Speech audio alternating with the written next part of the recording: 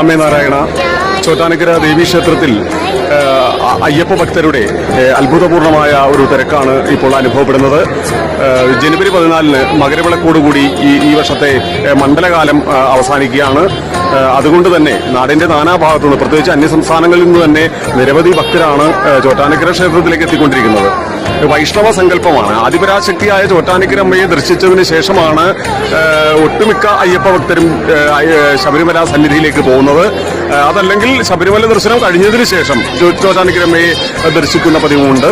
മുൻ വർഷങ്ങളിലെ ഇതുപോലെ തന്നെ രാവിലെ പ്രഭാത ഭക്ഷണം, ഉച്ചയ്ക്ക് അന്നദാനം, വൈകുന്നേരം കഞ്ഞിയും പുഴുക്കും തുടങ്ങി എല്ലാ വിപുലമായ സൗകര്യങ്ങളും ചോറ്റാനിക്കര ദേവസ്വവും ക്ഷേത്ര ഉപദേശക സമിതിയും ഒരുക്കിയിട്ടുണ്ട്.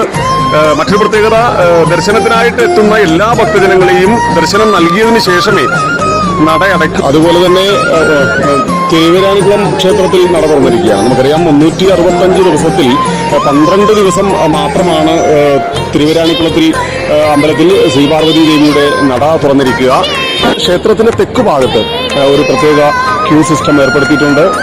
കഴിഞ്ഞ വർഷവും ഈ സിസ്റ്റം ഉണ്ടായിരുന്നു.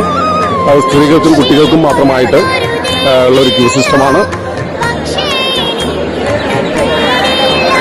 ദർശനത്തിനായിട്ടെത്തുന്ന സ്ത്രീകളുടെ ഒരു ക്യൂ സിസ്റ്റമാണ് നമ്മൾ ഈ കാണുന്നത്. അതുപോലെ ചുക്കുവെള്ളം, ബിസ്ക്കറ്റ് തുടങ്ങി ചെറിയ ലഘുഭക്ഷണങ്ങളും ദർശനത്തിനായിട്ട് വരുത്തുന്നവർക്ക് ഒരുക്കിയിട്ടുണ്ട്. ജനുവരി 14 മകരവിളക്കോടുകൂടി ഈ മണ്ഡലകാലം അവസാനിക്കുകയാണ്. അങ്ങനെ സുഗമമായ ഒരു മണ്ഡലകാലമായി ഈ വർഷം മാറട്ടെ. ആദിപരാശക്തിയായ ചോറ്റാനിക്കര ഭഗവതി എല്ലാവരെയും അനുഗ്രഹിക്കട്ടെ.